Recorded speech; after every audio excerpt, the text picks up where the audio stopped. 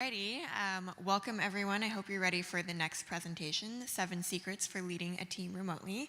Our presenter today is Josh, who is a longtime Atlassian.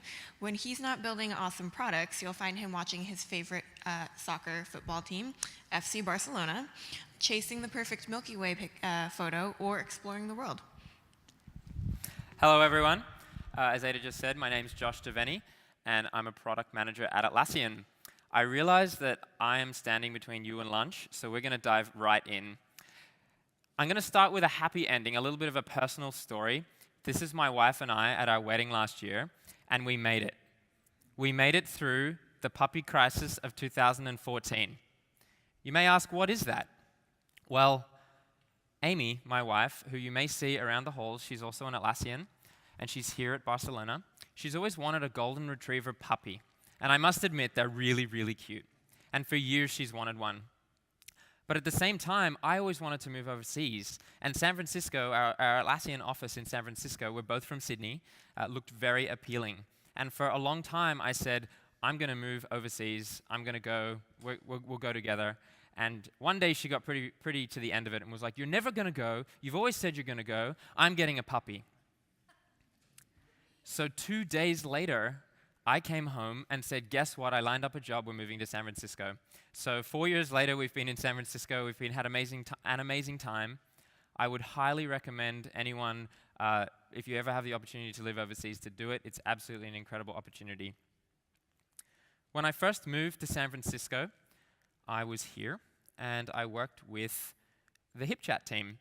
And the HipChat team was based in Austin, as well as a couple of remote people around America, and myself and a couple of people in San Francisco. So I was in an office, and I worked with people who were remote. Fast forward a few years, and 12 months ago, I switched teams. I switched to work with a team completely based in Sydney, and I stayed in San Francisco. So for 12 months, I have been working as the sole person by myself in San Francisco with my entire team in the same location in Sydney.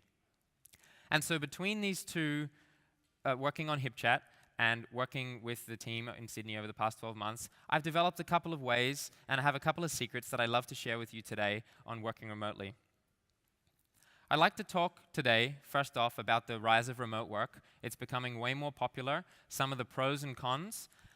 Then I'll talk about the secrets that I'd like to share and have a couple of tips with our products as well. And then I'll give you a summary at the end with a couple of handy links and a slide with all of the tips on them for your photos. So, in 2003, 19% of American workers spent at least one day working remotely. And in a short 14-year span, thanks to the advent of video technology, collaboration tools like Jira, Confluence, other tools, and chat, that has doubled, which is incredible. And we see it, I'm sure you see it in all of your companies as well. People are starting to work more and more remotely. I'd like to talk a little bit about the types of teams that are remote, just to give you a bit of perspective on the types of teams I've been in. The first one is where everyone's remote. These are more rare, and you don't see them too often, but they do exist. And this is where there's no physical location whatsoever. Everyone works in a completely different location. The second one is where one person is remote. And this is what I've been doing for the past 12 months. I've been the one remote person from my team. And finally, a mix of both. This was what I experienced when I was on HipChat. I was in an office, but I worked with remote people, and I worked with a team in another office as well. So why should we work remotely? Like, what are some of the benefits? The first one is reaching global talent. Maybe people cannot work in your physical location. Maybe they can't move to your city. They have family obligations. They can't move to your country. Being able to invite remote people to join your team gives you an incredible sense of diversity. It brings on the best people, and it opens up your hiring gates to around the world.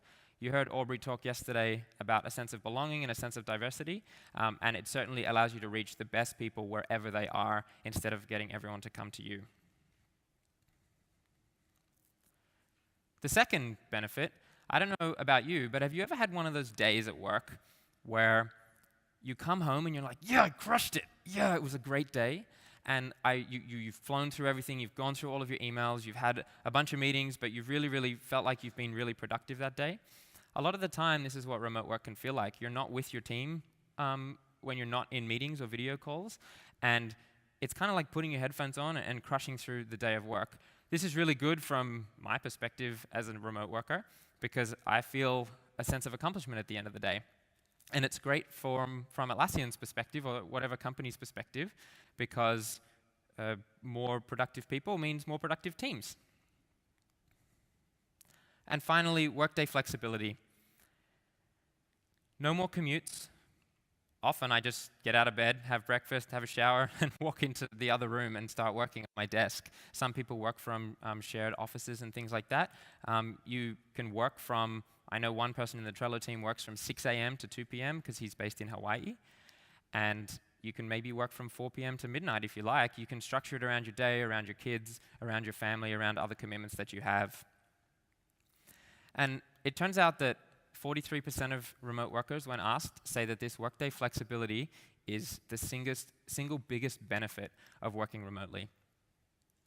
But there are some challenges. These are great benefits, and I've certainly experienced them, along with being able to travel around the US because I'm based there instead of in Australia. But the first challenge is time zones.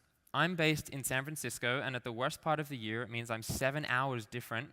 I'm actually 17 hours different, but it works out to be 7. So I wake up in the morning and my team's sleeping. And for 7 hours of my workday, my team's still sleeping. And this makes it really, really tough for communication. I can't just turn to the person next to me when I have an idea and say, hey, what do you think of this? Because they're in bed. The second challenge is collaboration. Working with people face-to-face is like nothing beats it.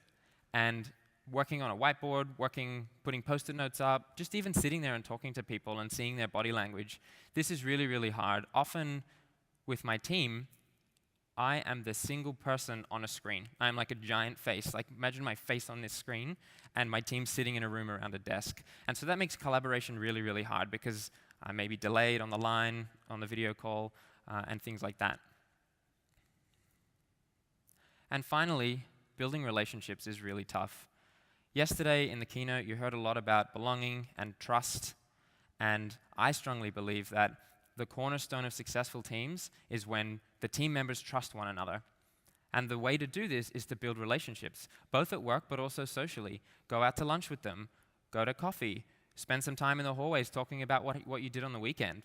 This is really tough because when you're remote, you dial into a meeting, and then you dial out of the meeting.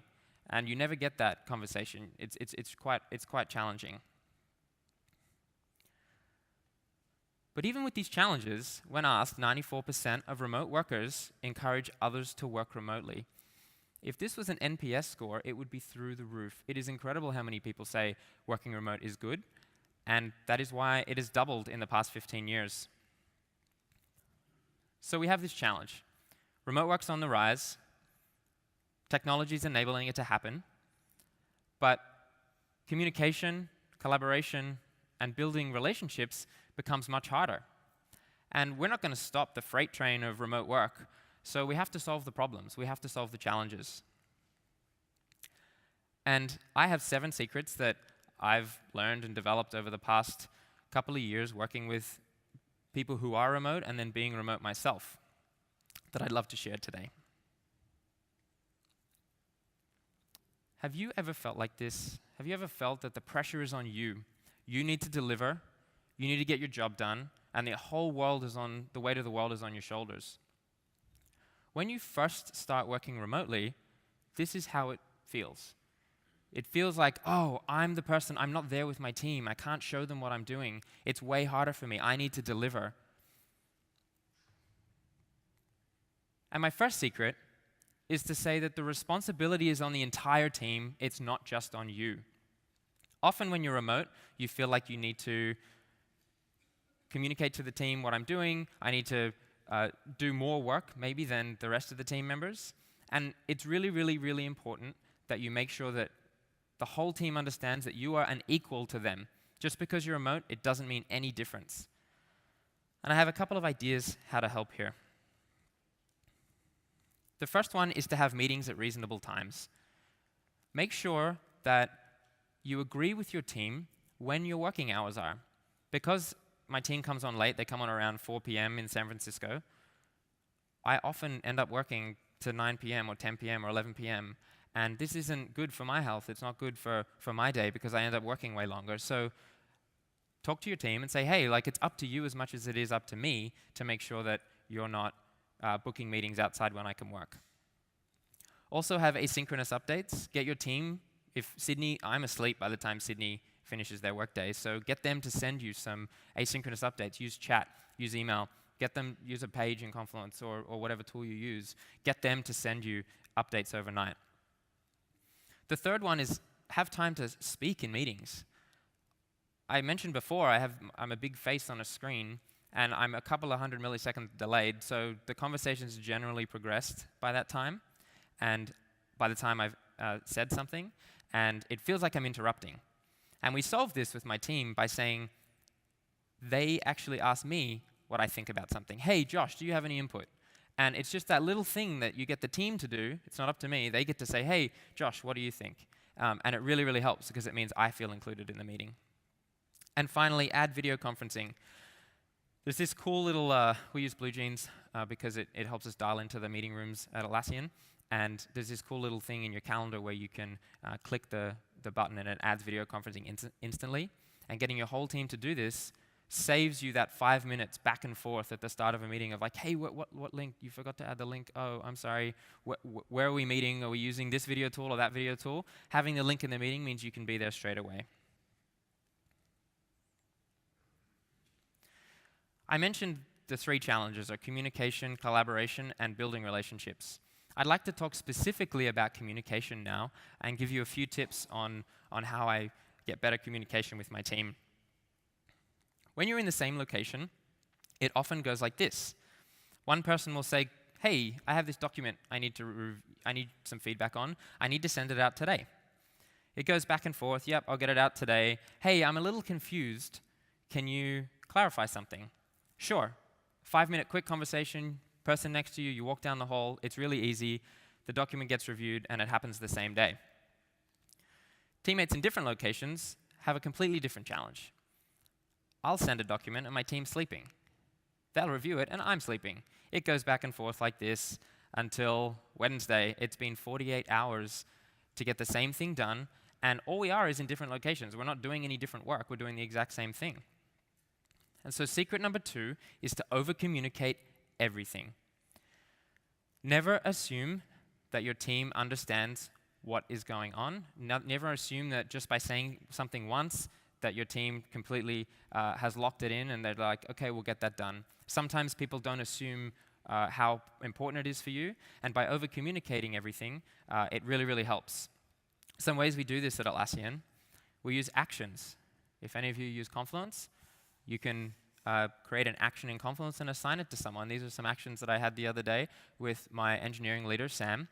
And the best thing about actions is that you get an email about them. And it's like, hey, you need to do this. And it's very, very explicit. And by being explicit, it means to your team, you're saying, I need you to do this. With actions, you can actually add a date as well, which says, I need you to do it by this time. And if you were in the keynote yesterday or the State of the Union, you would have heard that these actions are coming to Jira as well. The second tool we use are called DAISYs. And DAISYs stand for Driver, Approver, Contributors, and Informed. They're a way to make decisions. They're a way to collaboratively lay out a set of options on, hey, here's the pros and cons for all of the options we could go with this decision. And then it comes to a time where the driver and the approver make a decision together and the approver approves it. They are part of the Atlassian team playbook. If you haven't heard of it, it's our no bullshit guide to unleashing your team's potential. It has tons of plays and step-by-step guides to building your getting shit done muscles. I'll give you a link to the playbook. There's tons of plays, but I'll give you a link to this specific one at the end of the presentation. Some other tips to over-communicate: utilize chat. I'm sure all of you do already, but make sure you're doing it in rooms where it's public and open and your whole team can see, hey, I need this from you, and building up that cadence. Encourage others. a couple of months ago, I was communicating a lot with my team, and a couple of the engineers weren't communicating as much back. And they had no idea, right? Like, they think they updated your issue, and I know exactly what's going on. I have the full context. Not true. And so I simply said to them, hey, please just send me a message when you finish this thing. Please send me a message when it's deployed. And it really helped. And finally, rapid response.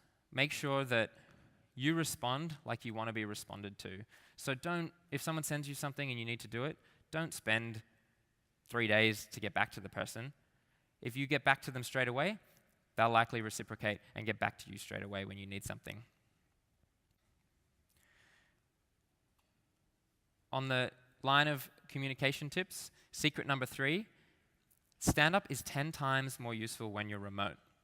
This is the one time of day where you get to see what your team's doing, where you get to hear what they did yesterday, what they're working on today, and what they're blocked by. And you can hear from them how you might be able to help them. You can ask questions. And when you're remote, it is incredibly useful. When I was on the HipChat team, we had this great idea. We put an iPad on a stand, and we thought the remote person can be on the iPad, and we can wheel the person around, and for each person in stand-up, they can talk to that person. It turns out this is a terrible idea.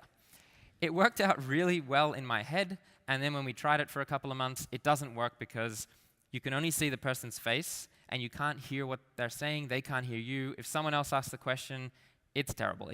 Don't try it. This tool is called Zoom, and this is the Trello team. I stole this from one of the Trello team's meetings, and it's great because it does 2 things.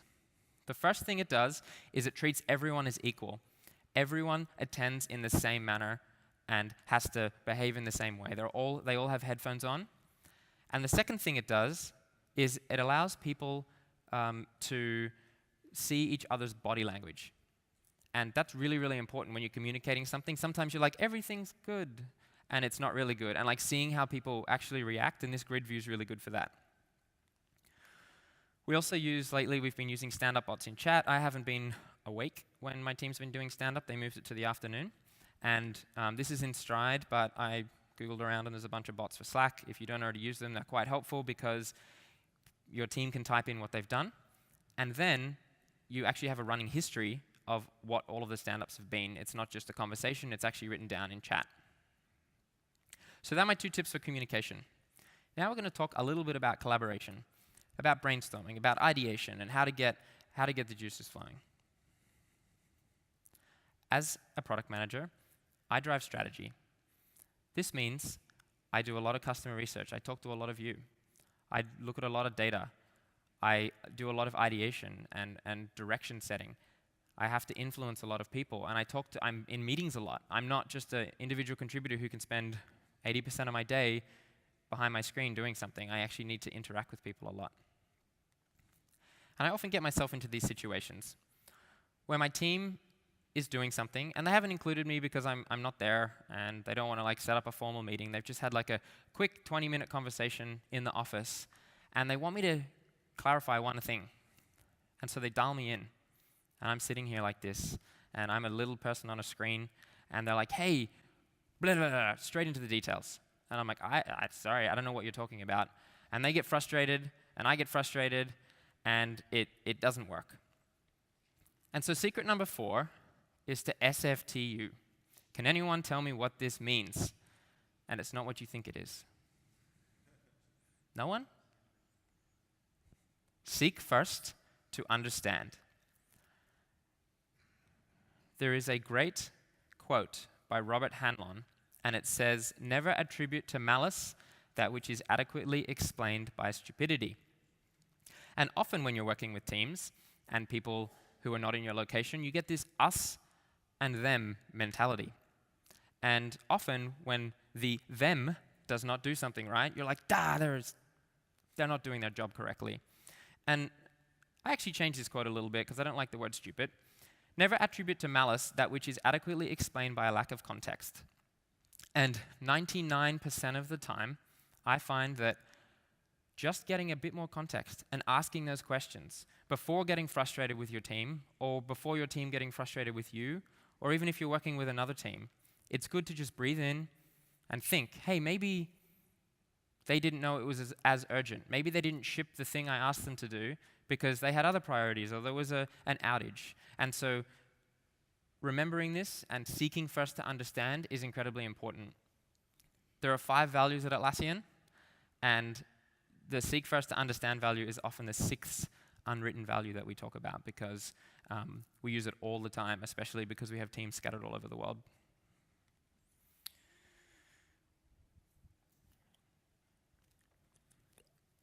Secret number 5 is to use tools to make sure you're heard.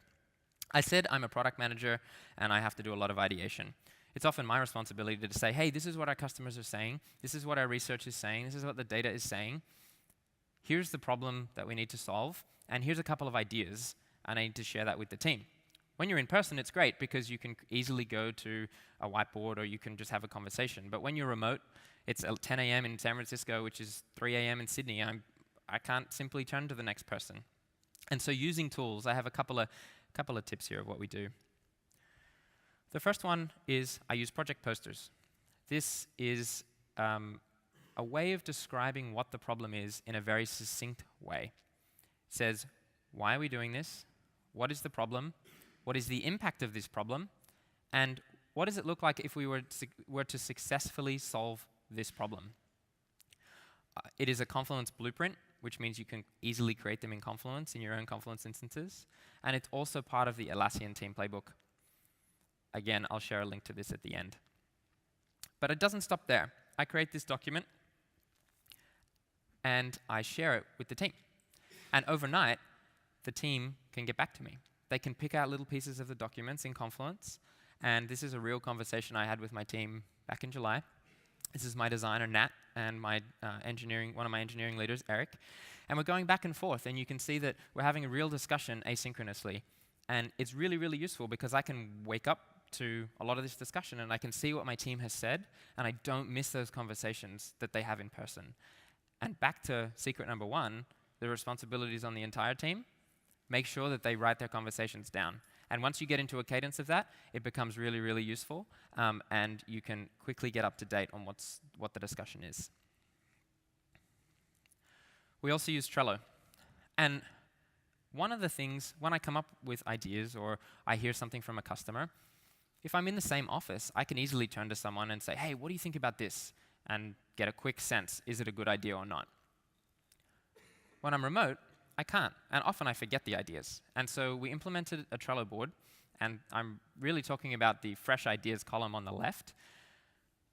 Anyone in the team can put a fresh idea in that column. And we dedicate some time. We have a 1-hour meeting, and it means everyone can come and talk about the fresh ideas that we've come up with. And it helps because it means fresh ideas are not lost, and it means they get discussed, and we make sure that we are building the right thing. They're my 2 tips about collaboration, and my final 2 tips are on building relationships. I said at the start that I really, really believe that when teams trust each other, when people in a team trust each other, and I mean really trust each other, that is where you get the most successful teams. Secret 6, you need to spend time face to face. As unfortunate as it is, there's no way around this. Being together with someone, seeing their body language, having those hallway conversations, going out to lunch, and just working with them in person, even if it's only once a year. I fly to Sydney every 3 months. Maybe fly to wherever your remote team is, or you get your remote worker to fly to where you are every 6 months. But do this at least once a year. It's incredibly important.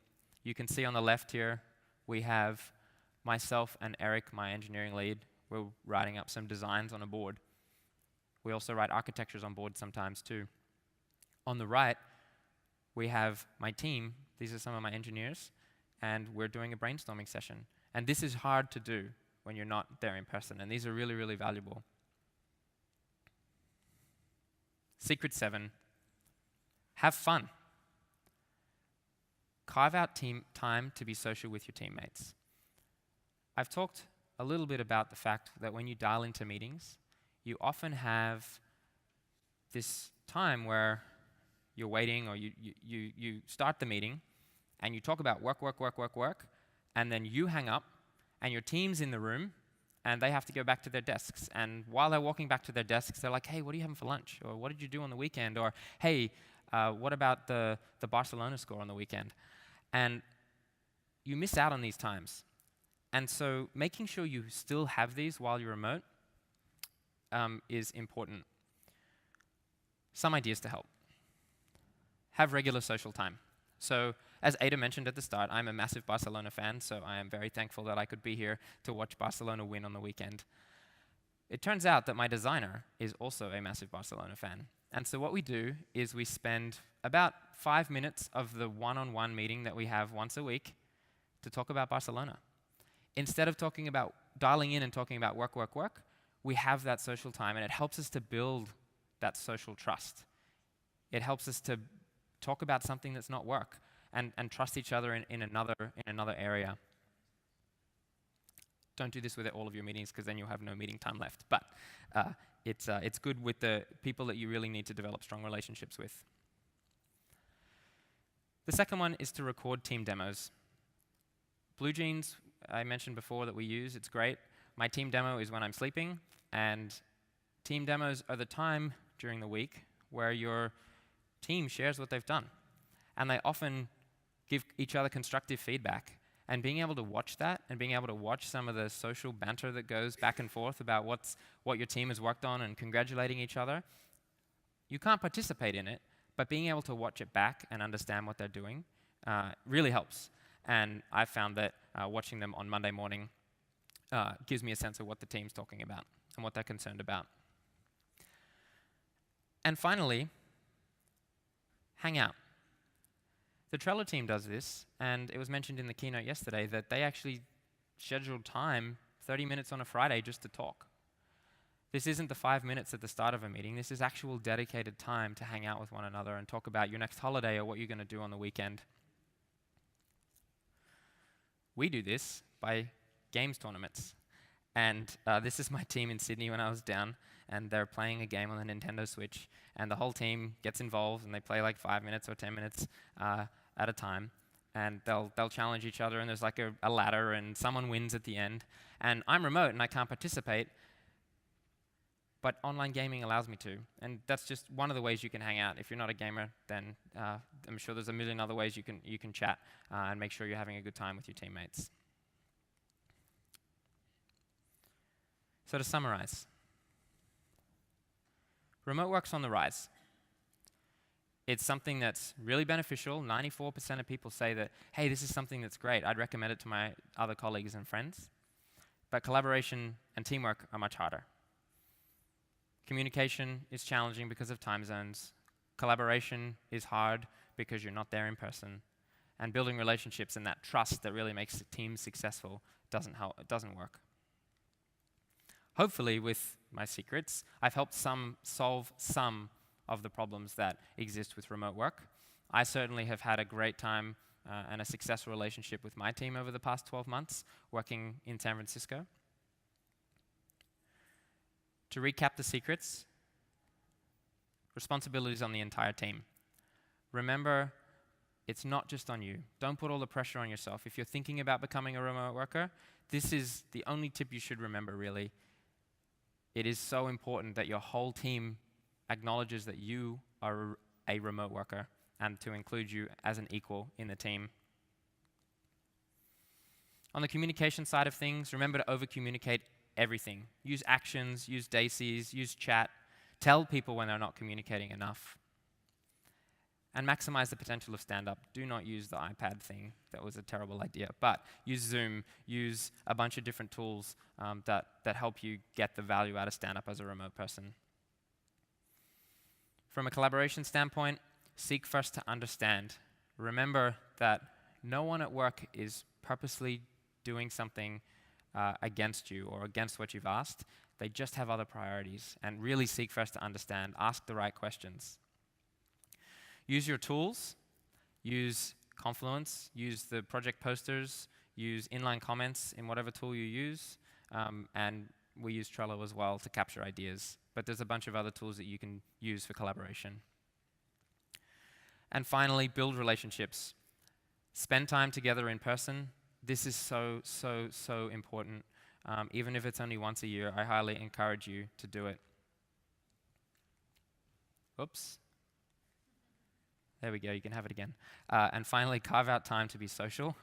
Even if it's just 5 minutes at the beginning of a one-on-one, just talk about something that's not work, because trust is what leads to a sense of belonging, and we heard in the keynote yesterday that that sense of belonging and that social trust is what helps build great teams.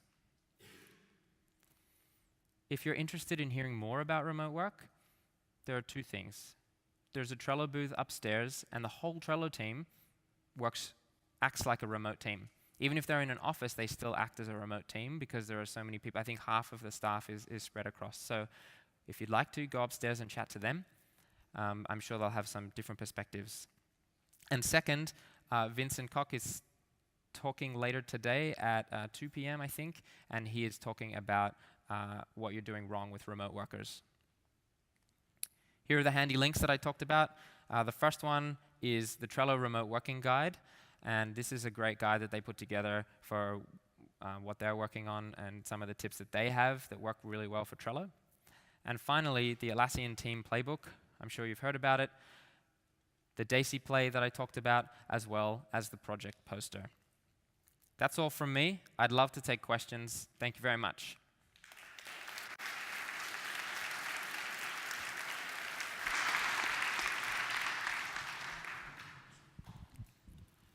One here and one down there.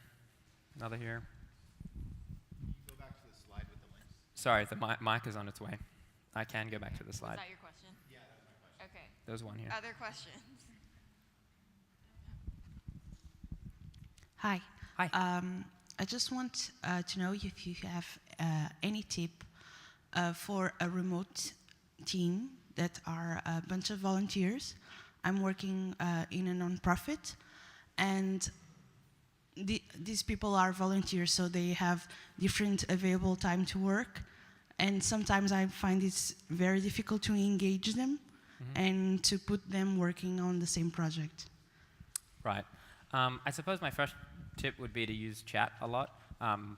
Again, going back to the over-communication thing, I'm assuming you're the project leader, like really giving them like strong updates of this is where we're at and this is what we need to do. Often I find at work, people don't get a good sense of what needs to be done. It's very cloudy, and being very explicit to say, we are here, we need to be here, and here are the things we need to do, and assigning actions to people and saying, if you can do that and you can do that, I often find that really helps.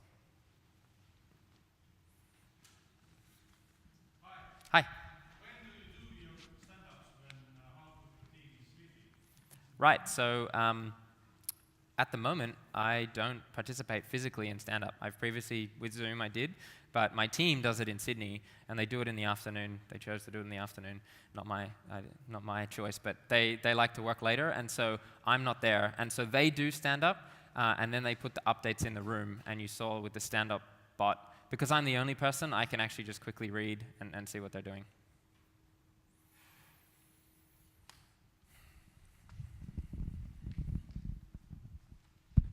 Hiya. If you say you want the team to include you in everything and the onus needs to be on them to include you, how do you get them to do that? Is it like you that initiates it, or do you need somebody like the leader of the team to say, come on, include me? How does that work? It might help that I am the leader of the team a little bit, but no, I think like just having an honest conversation. And what we often do at Atlassian when something's not working, we say, this is what is not working. Here's how I would like it to work. Like, can you help me? And instead of saying, you need to do this, it's a, here's my problem, and I can't fix it myself. Can you help me? And so with the example where we were deploying things and I wasn't keeping in the loop, I asked my engineers, I was like, hey, remember just to send me a message when something gets deployed or something like that, and it helps. Just being like really, really honest with people and open, I often find helps. I have a follow-up question to your stand-ups. You told about this bot Yeah. that you're using in chat. How are these stand-ups? So I'm used to having them physically, where we talk to each other. Do you just do everything in chat, or is there somebody noting down everything? Or? Yeah, so we've been through a couple of different phases. We used to do it physically as well as writing stuff down, and now the team has moved to just writing stuff down.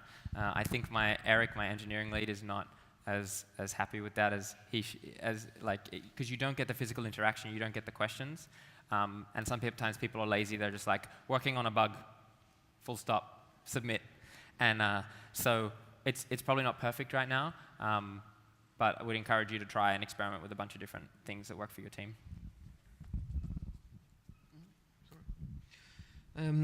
Well, my question is about the context that you mentioned. Do you describe in a particular way the context? Because sorry. The problem I faced is when sometimes people in the team think that they understood what you said, and it's not the case. And probably I don't know if you have some way to solve that. To say yeah, and sometimes say yeah, I understand, but it's not the case. Yeah, it is a challenge. I've been in that position as well, where I'm like, I come out of a meeting and I'm like, I am so clear that they know what I said, and they're not. It takes a while of developing. I suppose my one tip would be make sure that they understand what you're focusing on as a broad area. Often context gets lost in the details because people don't understand the broader picture, and helping the engineers and designers and things in the team understand why we're doing this, so with the project posters and things, once they're all on the board with that, from my perspective, it doesn't really matter if they're making a decision one way or the other, because I've given them, they can only make a decision in here, and it's still the right direction. So I don't know if that helps, but something I try. Awesome. Any other questions? Thanks so much.